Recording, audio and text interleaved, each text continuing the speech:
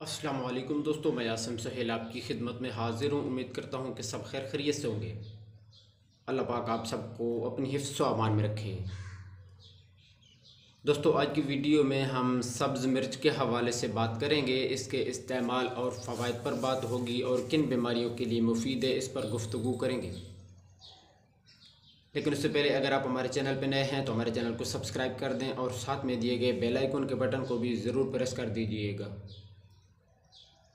दोस्तों, सब्ज़ मिर्च खानों की शान है और सदियों से हमारे पकवानों में इसका इस्तेमाल किए जा रहा है। आप भी यकीनन इसके चटपटे जायके को पसंद करते होंगे, लेकिन इसके अलावा इसके बहुत से फ़वाइद हैं।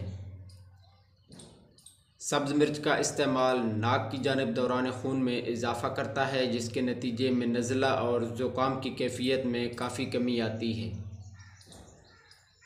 इसके अलावा हरी मिर्च दर्द की कैफियत में भी मुफीद साबित होती है, क्योंकि इसके इस्तेमाल से जिस्म में हरारत पैदा होती है जो दर्द के एहसास को कम करती है। ये विटामिन सी का भी ख़जाना है। हरी मिर्च खाने से जिस्म में एंडोर्फिन मादे का इखराज होता है, जो कि ज़हनी परेशानी और दबाव के मसाइल से निजात दिलाता है और चिड़चिड़ेपन का भी ख़ात्मा करता है।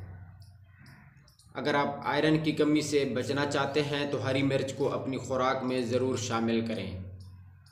ये आयरन हासिल करने का कुदरती ज़रिया है और बसारत के लिए भी मुफीद समझी जाती है।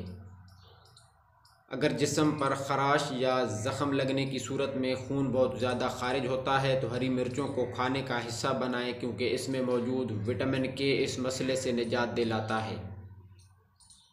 इसके अलावा प्रोटीन की खसूसियात से भरपूर सब्ज़ मिर्च शरियानों में खून के बहाव को बेहतर बनाने के साथ साथ नाक की सोजिश से भी महफूज रखती है।